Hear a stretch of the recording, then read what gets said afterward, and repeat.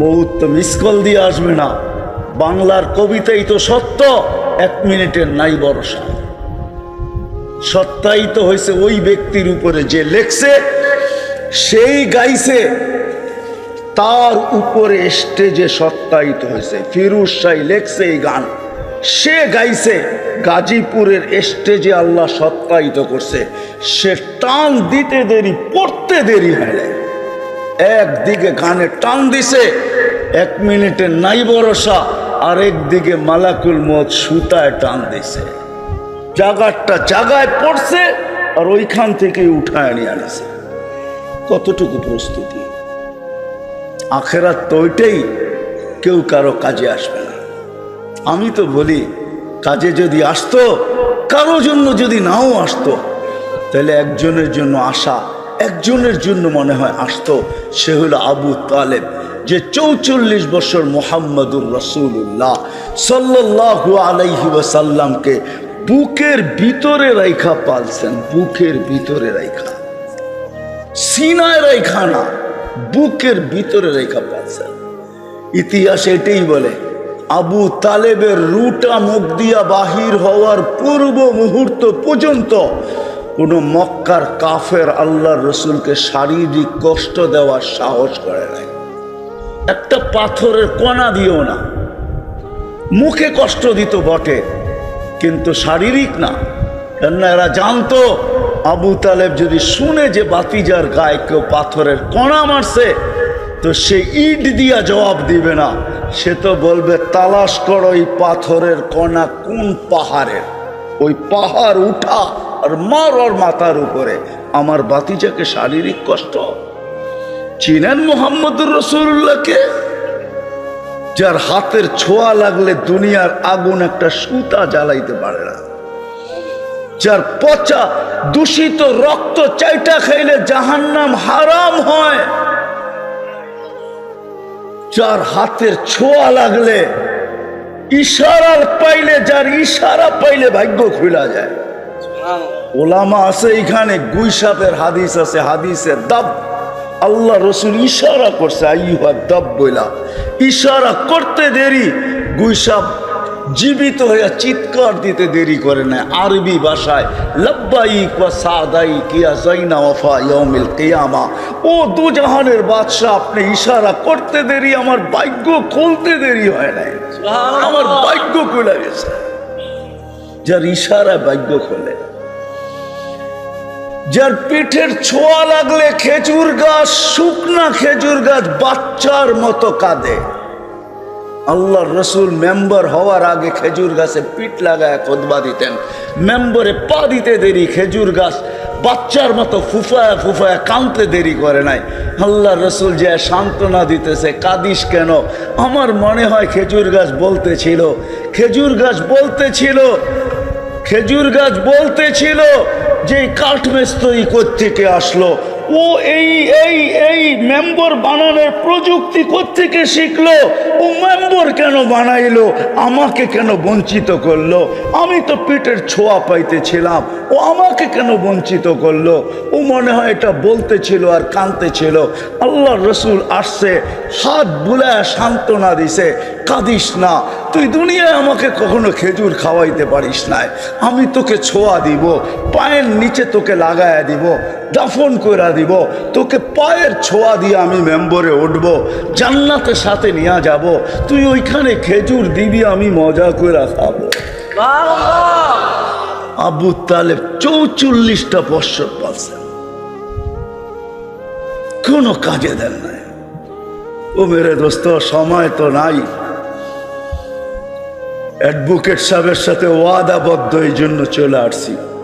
বেচারা কমসে কম 10 বার গেছে আমার মসজিদে, এই জন্য চলে আসতে বাধ্য হয়েছি, মানবতার খাতিরে চলে আসছি। আবার কখনো যদি সুযোগ হয়, রিজিক থাকে, নতুন একজনের সাথে পরিচয় হলো, যদি আবার রিজিক থাকে তখন আসবো, মন বইরা শোনাবো। আজকে তো অল্পতেই শেষ করে দিতে চাইতেছি। এই জন্য মেরে দোস্ত যেটা বুঝাইতেছিলাম, আখেরাত আমার, প্রস্তুতি আমাকে নিয়ে যেতে হবে। কোরআন এটাই বোঝায়, ইয়াউমা ইয়াফিরুল মারউ মিন আখি দুনিয়াই তো দেখাইতেছেন। একটু আগেই তো বললাম যে ওদের চেয়ে নিষ্ঠুর আর কেউ নাই। বাবা জীবনের সবকিছু দিয়ে একটা বাড়ি বানাইলো, মরতে দেরি আমরা বাবাকে বাসতলায় নিয়ে রাখতে দেরি করলাম না। 2, 4, 5 দিন 10 দিনের জন্য কমসে কম আঙ্গিনায় রাখতাম। তো যেটা বুঝাইতেছিলাম আপনাদেরকে, প্রস্তুতি নিয়ে যেতে হবে। রাজি? প্রস্তুতি নিতে রাজি? রাজি সবাই? কি আমার কথা বোঝেন না? প্রস্তুতি নিয়ে যেতে হবে। প্রস্তুতি নিয়ে গেলেই কিছু পাওয়া যাবে। আমি চোখে দেখা বলতেছি, চোখে দেখা, শুইনা না পয়রা না। প্রস্তুতি নিয়ে যাবে তো ফেরাউনের বাড়ির কৃতদাসীর কবর থেকে সুঘ্রাণ বাহির হয়। ওই ঘ্রাণ আমার নাকে এখনো আছে, এখনো। নিয়ে আসেন মেশিন, আমি ওই ঘ্রাণ বের করে দিব আপনাদেরকে। এখনো তার কবর থেকে সুঘ্রাণ বাহির হয়।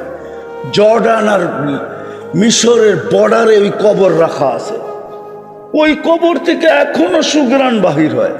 আমি তো দুনিয়া ঘুরে বলতেছি আপনাদেরকে। বেলালের বাড়ি দেখলে এখনো চোখে পানি আসে। আমি 6 বার বেলাল রাদিয়াল্লাহু তাআলা আনহুর বাড়ি দেখছি। আমি ইথিওপিয়া 6 বার গেছি, এখনো চোখে পানি আসে। কঠিন থেকে কঠিন মানুষও যখন বেলালের চুপড়ি দেখে, জানি না কেন জানি পানি চলে আসে, চোখ কাঁদতে থাকে। সত্য এটাই। এই জন্য মেরে দোস্ত, প্রস্তুতি নিয়ে যেতে হবে। রাজি প্রস্তুতি নিতে? হ্যাঁ, ওয়াদা না? সবাই জোরে বলতে চায় না।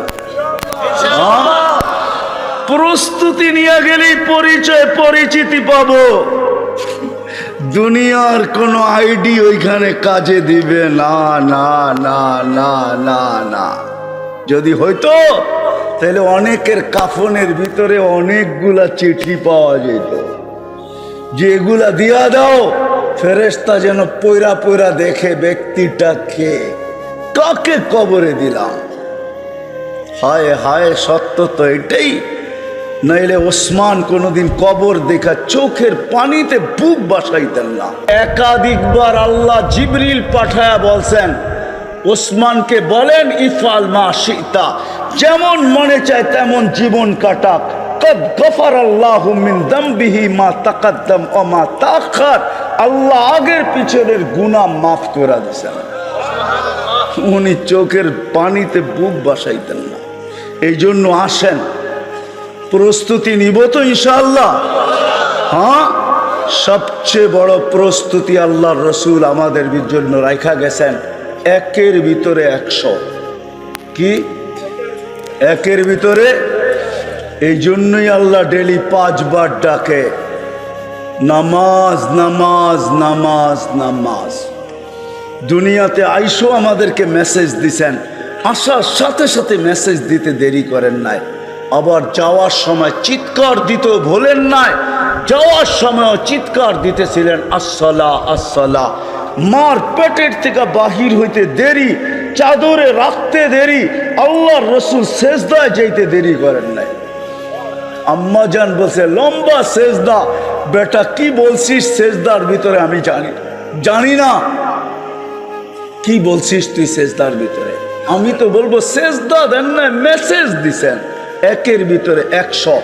এই জন্য আজকে অঙ্গীকার করি যে আজকের থেকে নামাজ কোনো অবস্থায় ছাড়বো না, না না। ওয়াদা? কে কে ওয়াদা করতে পারে? যুবকরা আগে বলুক, যুবকরা। ওয়াদা? আল্লাহ কবুল করো। নামাজ কখনো ছাড়বো না। শুধু 1-এর ভিতরে 100 না। এই মাদ্রাসা যার উদ্দেশ্যে আজকে আয়োজন, এইখানের মক্তবের নুরানির 1ম বৎসরের ছেলেদেরকে জিজ্ঞাসা করেন, 65টা হাদিস পড়ানো হয়। 3 নম্বর হাদিসটা হলো মিফতাহুল জান্নাহ, জান্নাতের চাবি। কি? আসসালাহ, নামাজ। আমি তো বলি আল্লাহ নামাজের জন্য ডাকে না এই উম্মতকে, আল্লাহ তো ডাকে জান্নাতের চাবি দেওয়ার জন্য। যে চাবি নে, চাবির জন্য ডাকেন, জান্নাতের জন্য ডাকেন, যে জান্নাতে পাওয়ার পরে সব মিলবে। যুবক, তোমাদের যা আশা আকাঙ্ক্ষা সব মিলবে, কোনো জিনিস নাই যেখানে মিলবে না। মা তাশতাহি আনফুসুকুম ফালা তা'লামু নাফসুম মা উখফিয়া লাহুম মিন কুররাতি আয়ুনিন জাযাআম বিমা কানু ইয়ামালুন। জান্নাত খোলার সময় নাই। রব্বে কাবার কসম, সময় যদি থাকতো, ব্যস্ততা যদি না থাকতো, আবার আসলে শোনাবো যে জান্নাত কি জিনিস আল্লাহ দিতে চায়।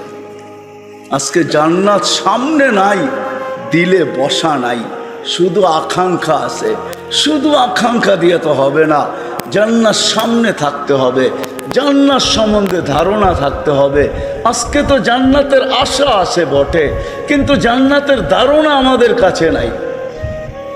জান্নাতের নিশা দিলে লাগা নাই। যদি থাকতো তাহলে আল্লাহ রসুলের কথাই সত্য হইতো। লা ইয়ানামু তালিবুহা, জান্নাতের জান্নাত যার দিলে বসা গেছে সে কখনো ঘুমাইতে পারে না। উতলুবিল জান্নাতা জাহদাকুম, তখন দেখা যাবে সব বিসর্জন দিয়া জান্নাতের তালাশে দৌড়াইতে থাকবে। যেমন আবু বকর সিদ্দিকের মতো ব্যবসায়ী রাদিয়াল্লাহু তাআলা আনহু 13টা দোকান পর্যন্ত লুটায়া দিয়া জান্নাত তালাশ করতেছে, সব লুটায়া দিয়া। এই জন্য আজকের থেকে নামাজ ছাড়বো, ওয়াদা। সবাই এদিকে দেখেন, এইদিকে ওয়াদা তো। আর সর্বশেষ একটা কথা, উঠাউঠি কেউ করবো না। চলে যাবেন উঠা না, হুজুর আসতেছে বয়ান করবে, কিন্তু আমিও আপনাদের কাছে দরখাস্ত রাখতেছি, হুজুর বয়ান করার পরে যদি আপনাদের কাছে হাত বাড়ায় তো আপনারা এই মাদ্রাসার জন্য সহযোগিতার হাত বাড়াবেন তো? আমি একটা কথা আপনাদেরকে ইঙ্গিত দিতেছি, প্রমাণ দিতেছি। গত শুক্রবারে কে ভূমিকম্প আসছে কত জানেন? 6.8। কত? এখন পর্যন্ত উদ্ধার অভিযান চলতেছে, 1 সপ্তাহ 8 দিন পুরা হয়ে গেল, এখনো মৃত্যুর মিছিল বাড়তেছে। 2013 কি 14 বাংলাদেশে 7.8 আসছিল, 7.8। শুধু একজন মারা গেছে, বয়ের চোটে ঢাকা শহরে লাফ দিছে, সে মারা গেছে। সারা বাংলাদেশে একজনও মারা যায় নাই, একটা টিনের ঘরও হেলে নাই। এই জন্য আমি একটা কথা বলি, নেটে পাবেন, বাংলাদেশ নড়ে চড়ে পড়ে না। আমার বিশ্বাস কোনোদিন পড়বে না। কেননা বাংলাদেশ যখন রাত্র হয় আর গভীর হইতে থাকে, তো সুরক্ষার একটা চাদর, আধ্যাত্মিক চাদর দিয়া লাল সবুজের পরিধিটাকে ঢাইকা দেওয়া হয়। সেই সুরক্ষার চাদর হলো এই মক্তবার হেফজোখানাগুলা, মাদ্রাসাগুলা। 40,000-এর উপরে হেফজোখানা আছে, যারা রাত্র 4টার সময় উঠা কোরআন পড়তে থাকে। এই জন্য আরেকটা জিনিস আপনাদেরকে আমি জানাই, বাংলাদেশে যেই কোটা বড় বড় ভূমিকম্প বাংলাদেশের অস্তিত্বের থেকে আজ পর্যন্ত হয়েছে, সবগুলা শেষ রাত্রে হয়েছে, একটাও প্রথম রাত্র দিনের বেলা হয় নাই, সবগুলা শেষ রাত্রে। কেন জানেন? কেননা ওই সময় সুরক্ষার চাদর দিয়া পেঁচানো হয়। বেদ করতে পারলে না বিপর্যয় ঘটবে, বেদ না করতে পারলে, দেওয়াল যদি বেদ না করতে পারে তো বল হয়তো পিছে যায়, নাইলে ডাইনে যায়, নাইলে বামে যায়। বাংলাদেশের এই সুরক্ষার চাদর আজ পর্যন্ত না ঘূর্ণিঝড় বেদ করতে পারছে, না কি বলে এটাকে ভূমিকম্প বেদ করতে পারছে। আজ পর্যন্ত কোনো বিপর্যয় হয় নাই। যতদিন পর্যন্ত এগুলা থাকবে কোনো বিপর্যয় ঘটবে না। এই জন্য হুজুর চলে আসছে, যখনই আপনাদের কাছে হাত পাতবে আমরা হাত বাড়াবো তো। কি সবাই রাজি? আরে ভালো মতো তো দেখায় না এরা, দেখি আল্লাহ আমাদেরকে কবুল করেন।